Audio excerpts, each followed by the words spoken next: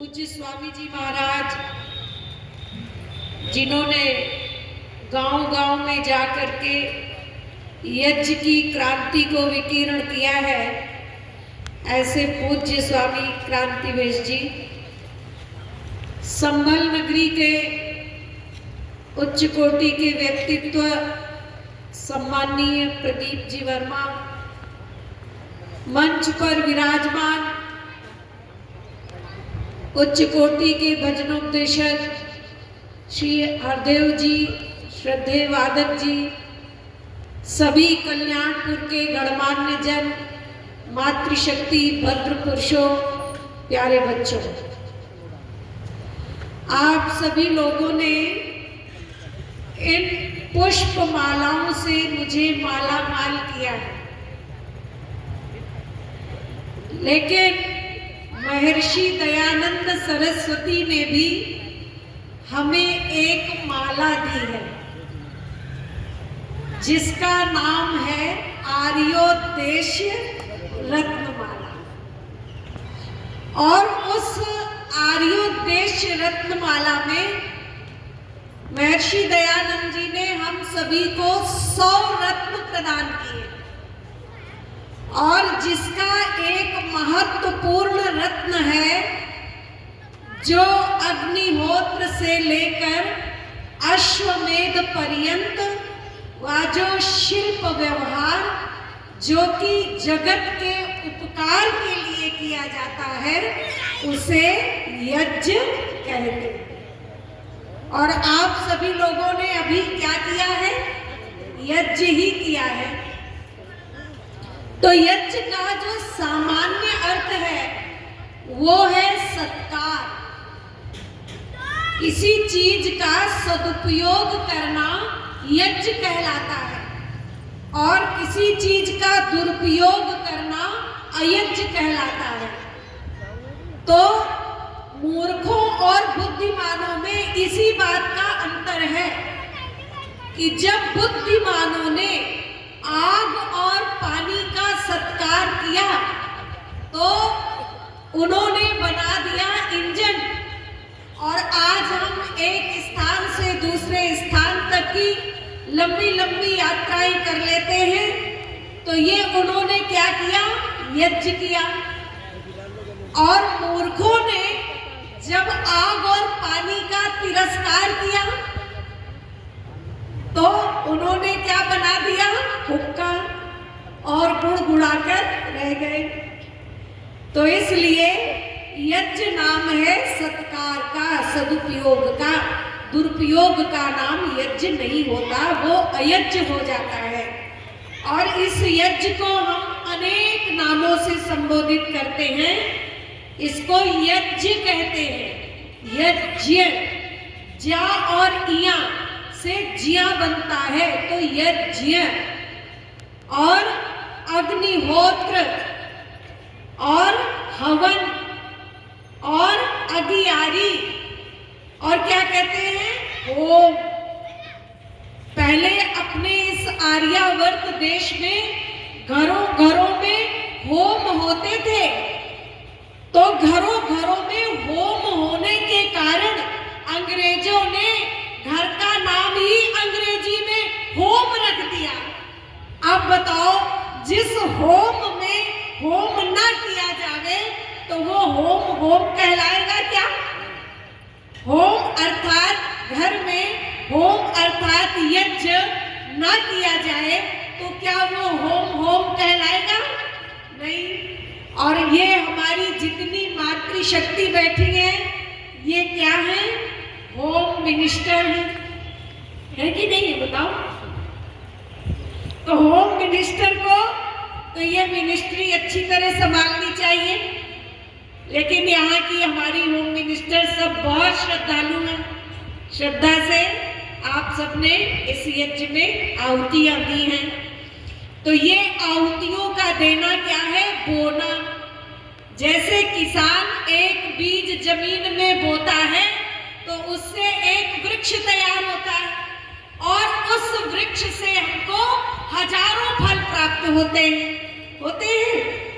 इसी तरह से आपने यज्ञ भगवान को जो एक एक आहुति अर्पित की है, यज्ञ भगवान इसका कई गुना करके आपके ऊपर उसकी वर्षा कर देते हैं। तो इसलिए यज्ञ से हमको बहुत लाभ ही लाभ प्राप्त होते हैं। यज्ञ करने से कभी हमारी कोई हानि नहीं होती। कहते चाहे अमीर है कोई, चाहे गरीब है, जो नित्य यज्ञ करता है वो खुश नसीब है। इसलिए अपने दुर्भाग्य को अगर सौभाग्य में परिणत करना चाहते हो तो यज्ञ भगवान की शरण में आ जाओ। यज्ञ भगवान आपकी समस्त मनोकामनाएं पूर्ण करेंगे। जिस जिस कामना से आप यज्ञ भगवान को आहुति अर्पित करोगे उन विहित मंत्रों के द्वारा तो आपकी समस्त कामनाएं पूर्ण होती चली जाएंगी। वही बात स्वामी जी कह रहे थे, कामनाएं पूर्ण होंगे यज्ञ से नर नार की। क्यों होती है नर नार की कामनाएं पूर्ण? क्योंकि यज्ञ का नाम ही कामधेनु है। कामधेनु है, स्वर्ग कामो यजे। अगर आपको स्वर्ग की चाहना है, आप स्वर्ग प्राप्त करना चाहते हो, सुख विशेष का नाम स्वर्ग है, तो आप यज्ञ भगवान की शरण में आ जाओ, आपको स्वर्ग की प्राप्ति होगी। अयम यज्ञो भुवनस्य नाभि। ये यज्ञ क्या है? ये संसार की नाभि है और ये आज नाभि ही विकृत हो गई है, इसीलिए संसार का सारा ढांचा चरमरा रहा है। कहीं अतिवृष्टि है, कहीं अनावृष्टि है, कहीं भूकंप है, कहीं बाढ़ है और कहीं सूखा है, कहीं कुछ है। तो ये सब क्यों आ रहा है? क्योंकि हमने अपनी नाभि को ही व्यवस्थित करना छोड़ दिया। पहले हमारे इस देश में बड़े बड़े राजे महाराजे बड़े बड़े यज्ञों को करते थे और करवाया करते थे। तो ये हमारा देश क्या था? हर तरह से धन धान्य से आपूरित और प्रपूरित था। यहाँ किसी भी प्रकार का कोई क्लेश, दुख और संकट और किसी भी प्रकार की कोई विपदा नहीं आती थी।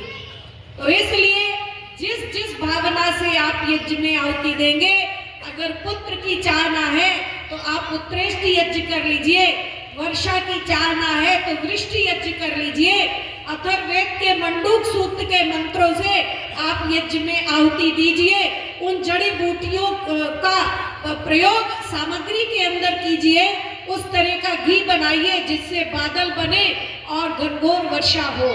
तो हर तरह का समाधान इस यज्ञ के अंदर है। तो हर प्रकार के रोगों का यज्ञ भी है। आपको जिस रोग से छुटकारा पाना है, वो सामग्रियां, वो जड़ी बूटियां, वो औषधियां, आप उनका प्रयोग सामग्री में करके और उन रोगों का भी निदान कर सकते हैं। तो इस प्रकार से प्रतिदिन ये यज्ञ करने का विधान हमारे ऋषियों ने हमें बतलाया है। इसलिए हमको ये प्रतिदिन यज्ञ करते रहना चाहिए। और दो देवता हमारे, ये यज्ञ शब्द जो क्या है, ये यज धातु से बनता है ना। और तो इसका अर्थ होता है देव पूजा, संगतिकरण और दान। तो पहला क्या है? देव पूजा है। देव पूजा का अर्थ क्या हुआ? देवताओं की पूजा। और देवता दो प्रकार के होते हैं, जड़ देवता और चेतन देवता। तो जड़ देवता 33 प्रकार के हैं, ना कि 33 करोड़ हैं। 33 कोटि के बताए गए। कोटि माने प्रकार और कोटि माने करोड़ भी होता है, लेकिन प्रसंग के अनुसार उसका अर्थ लगाया जाता है। और प्रसंग के अनुसार अर्थ नहीं लगाते तो अर्थ का अनर्थ हो जाता है। जैसे स्वामी दयानंद जी ने लिखा है कि जब मालिक भोजन करने बैठे और सेवक को आदेश देवे सेंधो माने नमक ले आओ, क्योंकि सेंधो का अर्थ घोड़ा भी है और नमक भी है, तब वो घोड़ा ला के रख दे। और जब वो प्रस्थान के लिए चले और कहे सेंधो माने घोड़ा लाओ, तब नमक का डब्बा ला के रख दे, तो अर्थ का अनर्थ हो जाता है कि नहीं। तो ऐसे ही यहाँ कोटि का अर्थ था प्रकार लेकिन हम लोगों ने यहाँ अर्थ ले लिया करोड़, और क्या कहने लग गए 33 करोड़ देवी देवता हैं। तो ये अनर्थ कर दिया हम लोगों ने। तो अब यहाँ पर आपने ये कार्यक्रम आयोजित किया और आपने पंपलेट में क्या प्रकाशित कराया कि यहाँ पर 3 दिन तक यज्ञ भजन प्रवचन होंगे, जिन्हें सफल करने के लिए उच्च कोटि के विद्वान पधार रहे हैं। तो क्या अर्थ होगा उच्च करोड़ विद्वान पधार रहे हैं, बताइए। तो इसलिए यहाँ अनर्थ कर दिया। 33 प्रकार के जो जड़ देवता बतलाए गए वो हमारे यहाँ ग्रंथों में उनका प्रमाण भी बतलाया गया। 33 करोड़ का कोई आज तक प्रमाण नहीं है। और यहाँ जो 33 प्रकार के जड़ देवता हैं उनकी गिनती है, गिनिए 12 आदित्य हैं। ये 12 आदित्य क्या हैं? ये वर्ष के 12 महीने ही 12 आदित्य कहलाते हैं, जो हमें आयु को प्रदान कराते हैं। जब जैसे जैसे ये 12 मास पूर्ण होते हैं हमारा 1 वर्ष बढ़ जाता है। और 11 रुद्र हैं जो रुदन कराते हैं, प्राण, अपान, व्यान, उदान, समान, नाग, कूर्म, त्रिकल, देवदत्त, धनंजय देवता आदि। और 8 वसु हैं जिनमें हम लोग बसते हैं, आकाश, पृथ्वी और जल, अग्नि, वायु, नक्षत्र, इंद्र और प्रजापति। तो इस प्रकार से ये 33 जड़ देवता हमारे बतलाए गए हैं। लेकिन हम लोगों ने नाना प्रकार के देवी देवता अपने आप ही प्रकट कर लिए। तो कहा इन 33 जड़ देवताओं की पूजा कैसे करें? तो शतपथ ब्राह्मण ने कहा अग्निर्वै देवानां मुखम, ये अग्नि ही तो समस्त देवताओं का मुख है। इस अग्नि रूपी मुख में जो भी देवताओं के लिए हम हवि, शाकल्य, घृत आदि इसमें डालते हैं, तो चूंकि अग्नि के अंदर भेदक शक्ति होती है, वो इन सारे पदार्थों का छेदन, भेदन, उपवेदन करके जिस जिस देवता के पास जितना जितना पहुंचना चाहिए उतना उतना अपने आप पहुंच जाता है। अलग अलग देवताओं को खिलाने की आवश्यकता नहीं होती, क्योंकि कहा गया है यथा पिंडे तथा ब्रह्मांडे, यथा ब्रह्मांडे तथा पिंडे। जैसा पिंड में है वैसा ब्रह्मांड में है, और जैसा ब्रह्मांड में है वैसा पिंड में है। हमारे शरीर के अंदर भी ये पेट रूपी कुंड है कि नहीं है? जैसे ये हवन कुंड है ऐसे ये कुंड है ना। और इसके अंदर भी एक अग्नि जलती है, जठराग्नि, है ना। और वो ठीक से प्रज्वलित होती है। तो जो भी आप भोज्य सामग्री की आहुति मुख से देते हैं तो वो इस पेट रूपी कुंड में जा करके, है ना, उसका पाचन होता है ना। आगे और उससे रक्त बनता है, मांस बनता है, अस्थि बनती है, ऊर्जा बनती है, और सारे अंगों में बराबर बराबर पहुंच जाता है। क्या आपको हर एक अंग को अलग अलग खिलाने की जरूरत पड़ती है? अगर अलग अलग आप खिलाने भी लगे तो असमानता हो सकती है। पता चले हाथ थोड़ा पतला होना चाहिए तो पैर के बराबर मोटा हो गया, पैर मोटा होना चाहिए तो वो पतला हो गया। लेकिन एक सेंटर में जाता है तो सारे अंगों को बराबर बराबर पहुंच जाता है, हमें अलग अलग खिलाने की आवश्यकता नहीं होती। ऐसे ही अग्नि रूपी मुख में आप आहुति दे देते हैं तो सारे देवताओं के पास वो बराबर बराबर पहुंच जाता है, अलग अलग खिलाने की आवश्यकता नहीं है। इसलिए हमें अग्निहोत्र करना चाहिए, देवताओं का भाग हमें देना चाहिए।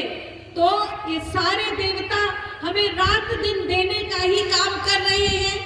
जितने भी देवता हैं, सूर्यो देवता, अग्नि देवता, वायु देवता, चंद्रमा देवता, नक्षत्रों देवता, आदित्यो देवता, पृथ्वी देवता, ये सब देवता हैं जो देने का ही काम कर रहे हैं। लेकिन हम बदले में इन्हें क्या दे रहे हैं? तो लेते ही तो चले जा रहे हैं। तो इन देवताओं का ऋण हमारे ऊपर चढ़ता है। उस ऋण से उऋण होने के लिए ये हमें आहुति देना चाहिए देव यज्ञ में।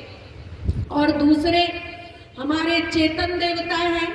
चेतन देवता में मातृदेवो भव, पितृदेवो भव, आचार्य देवो भव, अतिथि देवो भव और विद्वांसो ही देवा। तो ये हमारे 5 जो है चेतन देवता हैं। तो कहा इनका सत्कार कैसे करें? तो 2 शब्द आते हैं, श्राद्ध और तर्पण। तो कहा यत् श्रद्धया क्रियते तत् श्राद्धम। श्रद्धा पूर्वक जीवित पितरों की सेवा करना ये श्राद्ध है। और कहा भाई वो सेवा हम खाना पूर्ति के लिए भी कर सकते हैं। खाना पूरी, खाने में पूरी कभी कभी खाते हैं, खाने की पूर्ति हो जाती है। तो कहा फिर तर्पण तृप्ति कैसे होगी? तो कहा जब तक हम उनकी बातों को सुनते नहीं हैं कि वो हमसे क्या कहना चाहते हैं, हमसे क्या अपेक्षा रखते हैं, उसको सुन करके उन बातों को संतुष्ट करना, उनकी आवश्यकताओं की पूर्ति करना, तब हमारा तर्पण पूरा होता है। तो बहुत तरह से लोगों ने आज श्राद्ध और तर्पण का पृथक पृथक अर्थ ले लिया है। लोगों ने यही सोचा है श्राद्ध और तर्पण मरने के बाद ही होता है। जीते जी माता पिता की ये सेवा नहीं करते और मर जाने के बाद न जाने कितना उपक्रम करते हैं, न जाने क्या क्या ये जो लोग विधान बता देते हैं वही ये सारा का सारा अनर्गल प्रोपोगंडा करने लगते हैं, जबकि उसमें कोई तथ्य नहीं है। जियत पिता में दंगम दंगा, मरे पिता पहुंचा दिए गंगा। जियत पिता में पूछी न बात, मरे पिता में दूध और भात। तो आज ये श्राद्ध का लोग वो कर रहे हैं, जबकि इसमें वास्तविकता नहीं है। मैंने एक बार एक सीरियल देखा था, तेनालीराम सीरियल। उसमें एक बार दिखाया गया कि एक वृद्धा माँ की मृत्यु हुई और उनकी मृत्यु पर उनके बच्चों ने बहुत सारे पंडितों को बुलाया 13वें दिन और उनका श्राद्ध किया। तो मैंने उनसे कहा भाई आपने ये जो किया है श्राद्ध, उस सीरियल में किसी ने बताया कि जो आपने ये श्राद्ध किया है ये बहुत ही अच्छा काम आपने किया, लेकिन आप ये बताइए, किसी बुद्धिजीवी ने तर्क किया बच्चों से कि आप ये बताइए कि आपने माता जी का ये श्राद्ध क्यों किया, माता जी की मृत्यु किस कारण से हुई थी? तो उन्होंने कहा माता जी को जो है वो गठिया का रोग था और भी तमाम रोग लगे थे। तो बोले उसके लिए आप क्या उपचार करते थे? तो बोले उसके लिए हम ये करते थे, जो डॉक्टरों ने दवाई लिखी थी वो खिलाते थे और साथ ही साथ उनके गांठों की सिकाई भी करते थे। तो बोले देखो आपने ब्राह्मणों को भोजन तो इस आशय से खिला दिया कि वो माता जी के पेट में पहुंच जाएगा, लेकिन जब भोजन के बाद माता जी वो जो दवाई खाती थी और गांठों की सिकाई करती थी वो उनके पास कैसे पहुंचेगी? इसलिए आपने अब जितने पंडितों को भोजन कराया है उन पंडितों को ये वाली दवाई भी खिलाइए और साथ ही साथ सारे पंडितों के गांठों की सिकाई भी कराइए, ताकि माता जी के पास भोजन के साथ साथ दवाई भी पहुंच जाए और सिकाई भी पहुंच जाए। तो वो बोले अरे ये कैसे हो सकता है? तो बोले जब ये नहीं हो सकता तो ये कैसे हो सकता है कि भोजन आपका वहां तक पहुंच जाए? तो आपको जब पता ही नहीं है कि आपके पितर मर के गए कहाँ हैं, तो आप बिना पते के ही लिफाफा पोस्ट करने में लगे हुए हैं, भाई खिलाने में लगे हुए हो कि वो हमारे पितरों के पास पहुंच जाएगा। तो ये सारी की सारी गैर सैद्धांतिक बातें जो है उस पर मैं एक बात कहा करती हूँ कि हमारे जितने बूढ़े माता पिता हैं, पितर हैं, तो ये रबड़ की बोतल होते हैं, इन्हें आप नीचे से ऐसे दबाएंगे तो ये ऊपर से आशीर्वाद उगलेंगे और ऊपर से ही दबा दोगे तो क्या होगा? इसलिए जीते जी आशीर्वाद लेना चाहिए। बहुएं जब अपनी बूढ़ी सासू माँ के पैर छूती हैं तो वो कितने बढ़िया आशीर्वाद देती हैं, दूधो नहाओ, पूतो फलो, जुग जुग जियो, खुश रहो, तुम्हारी बहू तुम्हारी सेवा करे जैसे तुम कर रही हो। बहुत ऐसी बहुएं होती हैं कि सास के जूठे बर्तन ना मांजने पड़े तो मिट्टी के बर्तन मंगवा लेती हैं, खिलाया और फिर उन्हें अलग रखती रहती हैं कि उन्हें फिर उसी में धो के फिर खिला दे। तो इस तरह से फिर अब जब उनकी बहू आएगी तो वो भी देखेगी कि ये अपनी सास को ऐसे कर रही है, तो फिर वो भी वैसे ही करने लगती है। क्योंकि आजकल सास और बहू की क्या परिभाषा हो गई, कहते सास वो जो सांस ना लेने दे और बहू वो जो लहू पी जाए, है ना। पहले क्या बोलते थे, श्वश्रु, है ना, श्वश्रु। सास का शुद्ध शब्द है श्वश्रु। शी माने शीघ्रता से, आ माने नहीं, अश्रु माने आंसू। जो बहू की आंखों में शीघ्रता से आंसू नहीं आने देती। और वधू का अर्थ होता है वहति श्वशुर गृह भारम सा वधू, जो अपने ससुर के घर के भार को अच्छी तरह से चलाती है, निर्वहन करती है, गति देती है, उसको कहते हैं वधू। लेकिन जब शब्द ही शुद्ध नहीं बोलते तो उसके अनुसार आचरण भी नहीं करते। तो इसलिए जो पितरों की सेवा है, हमारे यहाँ कहा गया कि सेवा करो इन 5 देवों की, जग में जो चाहो कल्याण। हरदेव जी ये भजन सुनाते हैं। तो ये 5 देवता मैंने बताए, चेतन देवता, तो इनकी प्रतिदिन सेवा करने के लिए कहा गया है। अब आएंगे आगे सितंबर में श्राद्ध आएंगे, तो उसमें क्या होगा कि एक ही दिन जो है पितरों के नाम पर निकाल कर छत पर कौओं के लिए रख देंगे, है ना। तो एक बार एक क्या हुआ कि एक दो अगल बगल घर, तो दोनों पड़ोसन एक साथ चढ़ी थाली रखने के लिए कौवे को। तो एक कौवा उड़ता उड़ता आया, तो उस वाली छत की महिला ने सोचा आ गए आ गए आ गए, तो वो इधर वाली के छत में जो भोजन रखा था उसमें चोंच मार दी। अब उधर वाली कह रही इन्हें तो पसंद ही पड़ोसियों का खाना था, हमारे हाथ का तो पसंद ही नहीं, बताइए, है।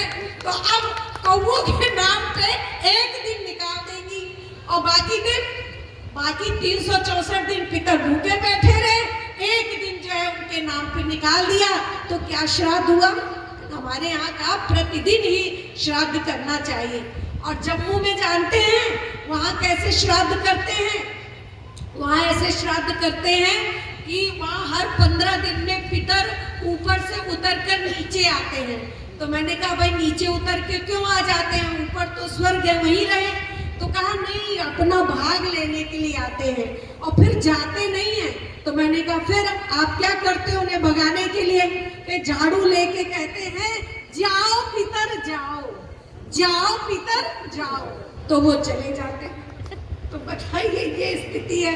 अच्छा, सच्चा अर्थ क्या है श्राद्ध का? जो सच्चा अर्थ है, आप देखिए, ये करते कब थे ये वाला कार्य?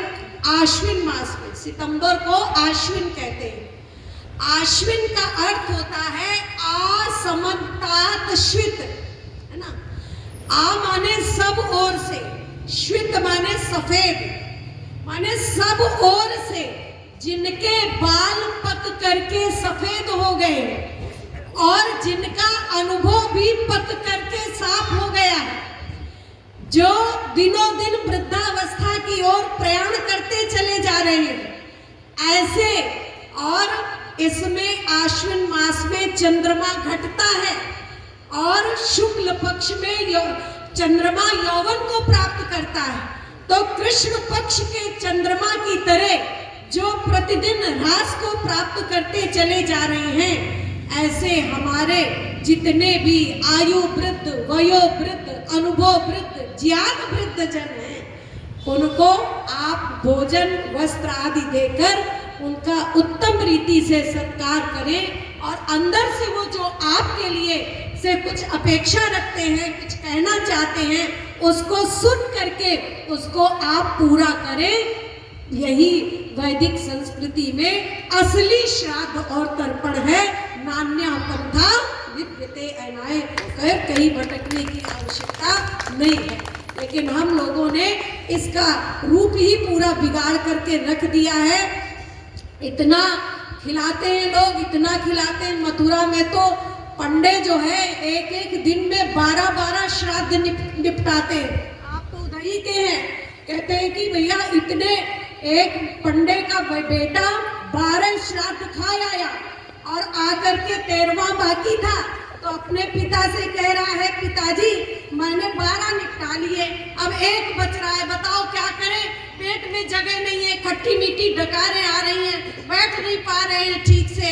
तो पिता कह रहा है, परान्नम दुर्लभम लोके शरीराणि तो पुनः पुनः, काहे मूर्ख जा और ये 13वां में निपटा, क्योंकि जो पराया अन्न है वो दुनिया में दुर्लभ है, जल्दी मिलता नहीं है। ये शरीर तो तुझे फिर मिल जाएगा, बताओ।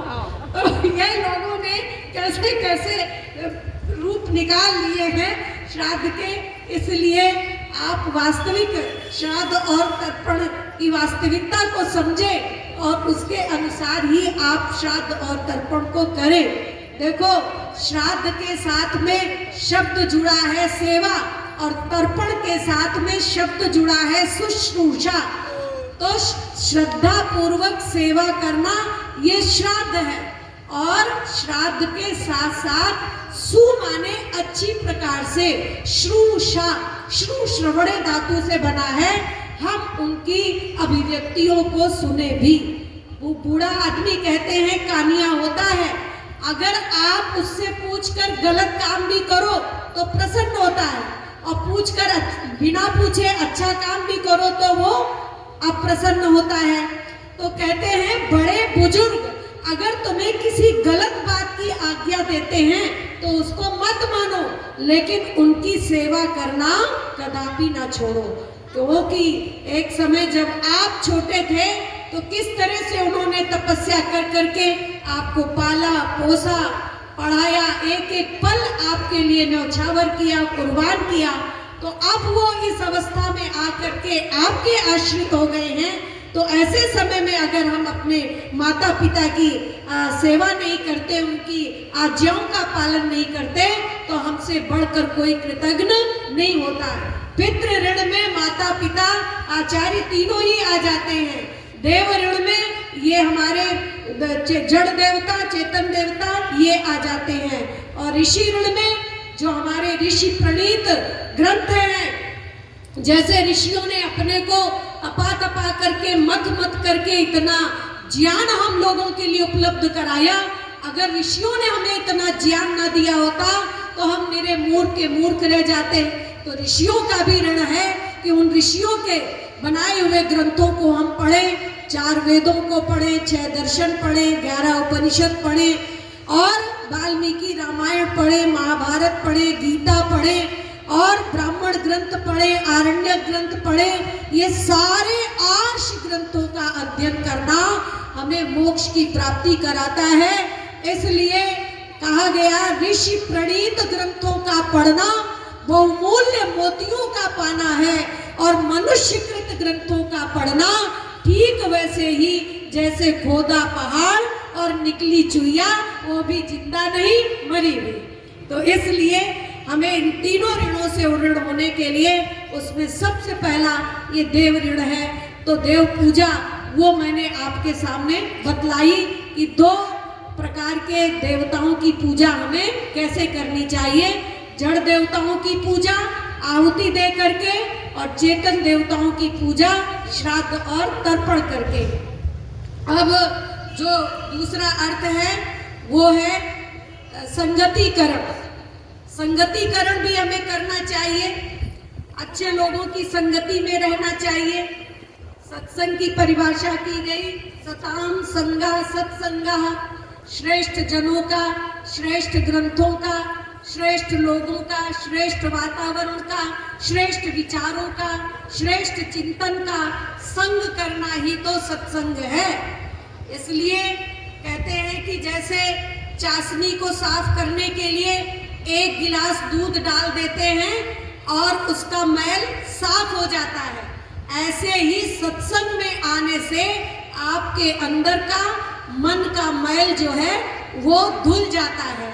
तो इसलिए सत्संग वो साबुन है जो लोगों के अंदर अंतःकरण में जमी हुई अनेक प्रकार की जो कालिमा है, काम की, क्रोध की, लोभ की, मोह की, मद की, मात्सर्य की, ईर्ष्या, द्वेष रूपी जो मनोमालिन्य आपके अंदर भरा रहता है, ये सारा कुछ सत्संग रूपी साबुन धुल डालता है। इसलिए सत्संग में आपको अवश्य आना चाहिए। लोग कहते हैं सत्संग में जाने से मिलता क्या है, तो मैं एक बात कहा करती हूँ कि सत्संग में जाने से वो प्राप्त होता है कि जितनी देर के लिए आप सत्संग में बैठ जाते हैं, उतनी देर के लिए आप कुसंग से बच जाते हैं। तो ये क्या कम महत्वपूर्ण उपलब्धि है? तो उतनी देर के लिए तो आप कुसंग से बच जाते हैं। इसलिए सत्संग में हमें अवश्य आना चाहिए। कहते हैं कि एक घर में दो तोते पले थे और वो तोते आपस में चर्चा करते थे। एक तोता पला था डाकुओं के आश्रम में, एक तोता पला था साधुओं के आश्रम में। तो जो डाकुओं के आश्रम में तोता पला था वो हर समय यही बोला करता था, लाओ पकड़ो मारो, लाओ पकड़ो मारो, लाओ पकड़ो मारो। और जो उधर साधुओं के आश्रम में तोता पला था वो बोलता था, आइए पधारिए, आपका स्वागत है, आइए पधारिए, आपका स्वागत है।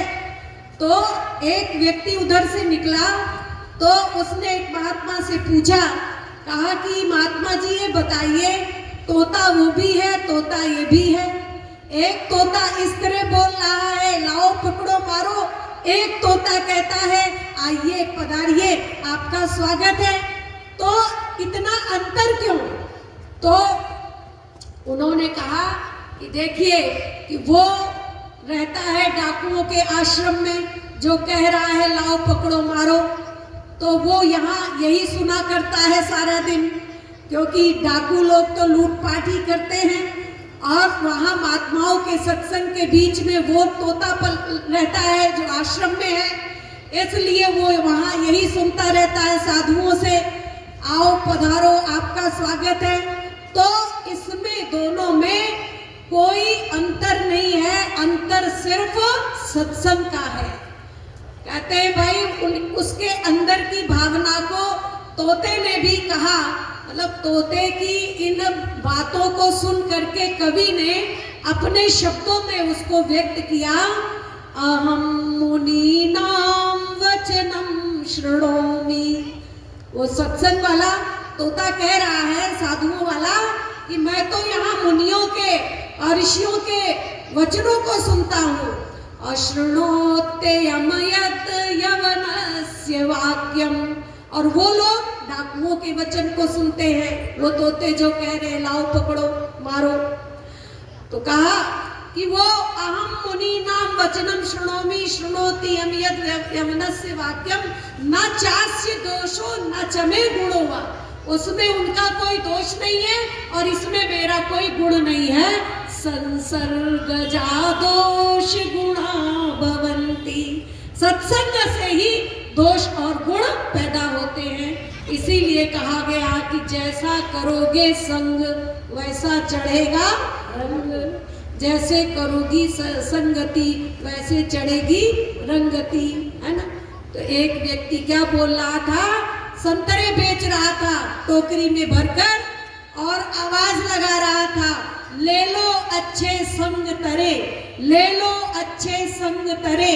माने जो अच्छों का संग करते हैं वो तर जाते हैं।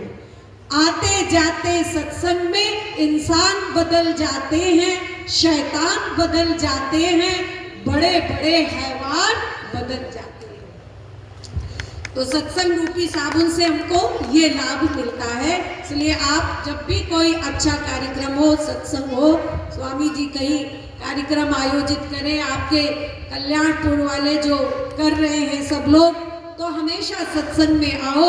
बड़े सौभाग्य से ये सत्संग मिलता है। हम लोगों ने भी गुरुकुलों में अच्छा संग पाकर, अच्छे शास्त्रों का संग पाकर अध्ययन किया, पढ़ाई की, और उसी को ही अपने जीवन में आचरण व्यवहार में लाकर आप सबके बीच में वो बातें रखते हैं। तो आप सभी सौभाग्यशाली हैं।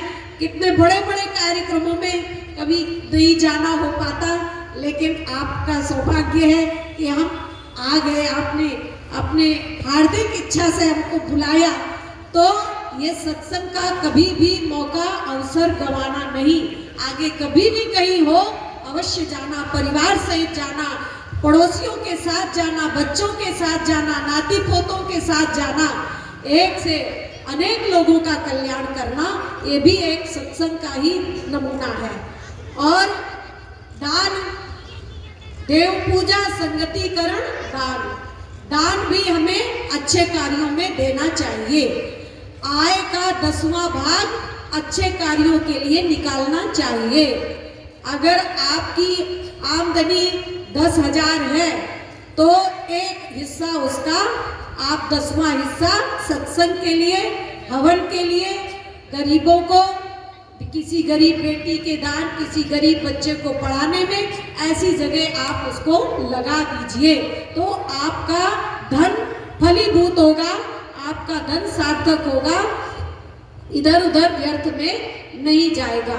तो इसलिए पाखंडों में और इधर उधर के अनावश्यक कार्यों में धन को व्यय नहीं करना चाहिए, क्योंकि कठोपनिषद कहता है ना वित्तेन तर्पणीयो मनुष्य।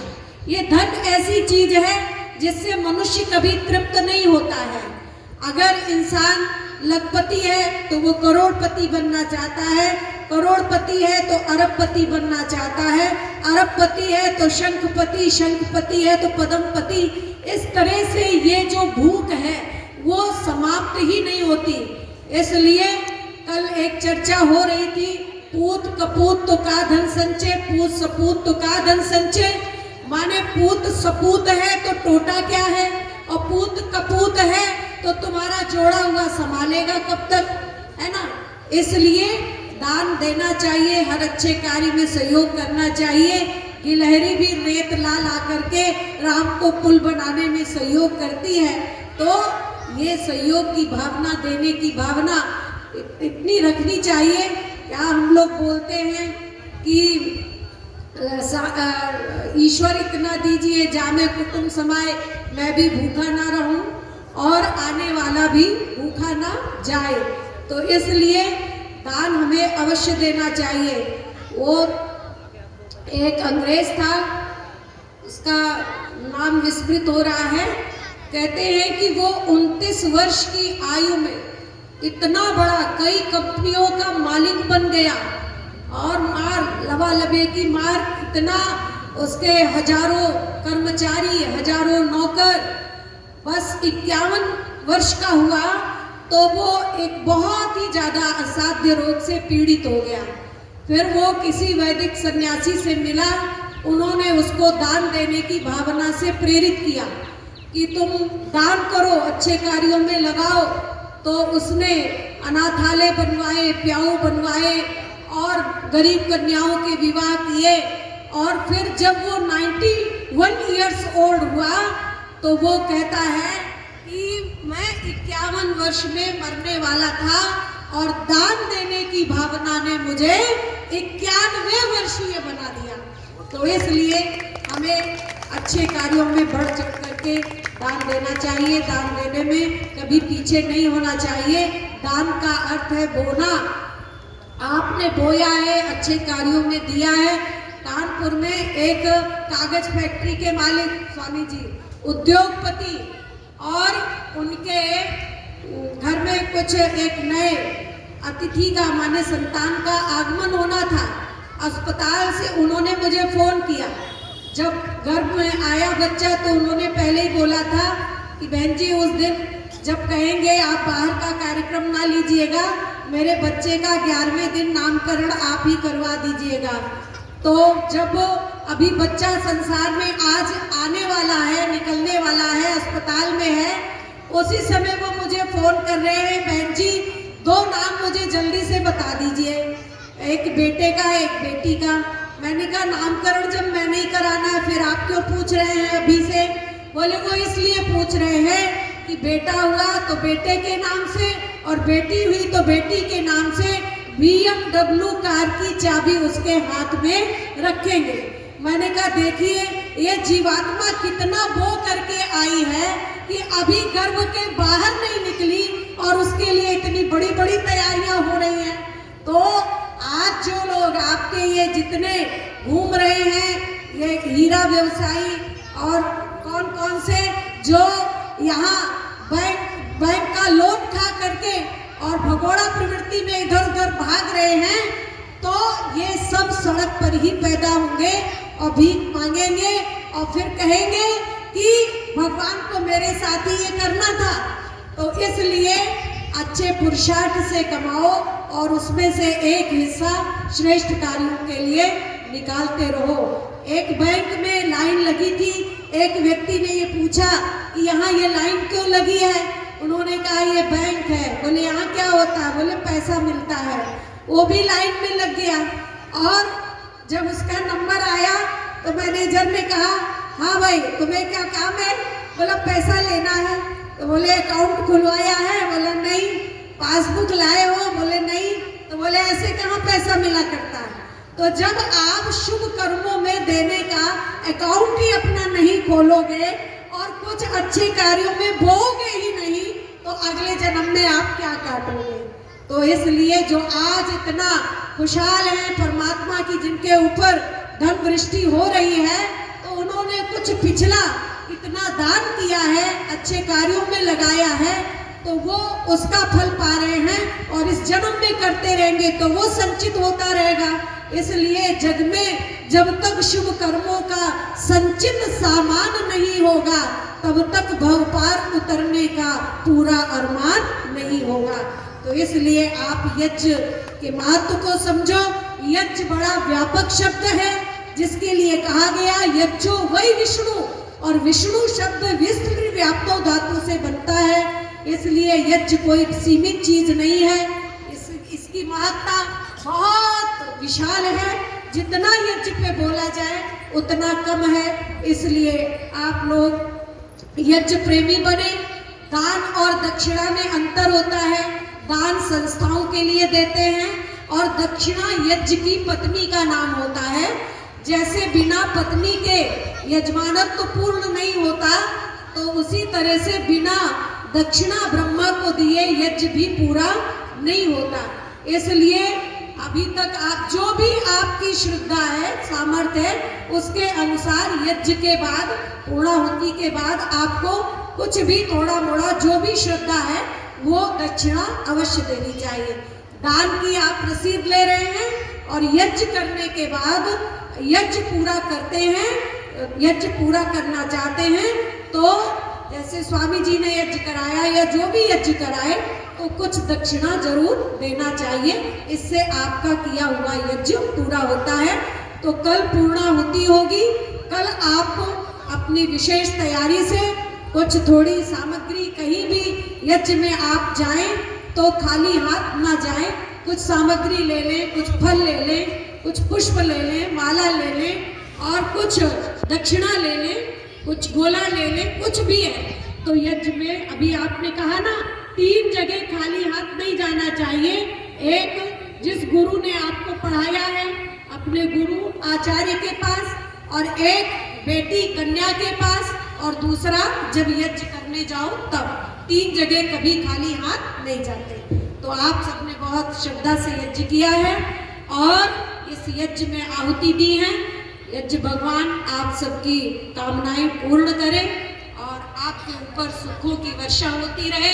इसी तरह दिन दूनी रात चौगनी आप सब आध्यात्मिक पथ के अनुयायी बनते रहें, क्योंकि जीवन में दोनों ही पंख जरूरी हैं।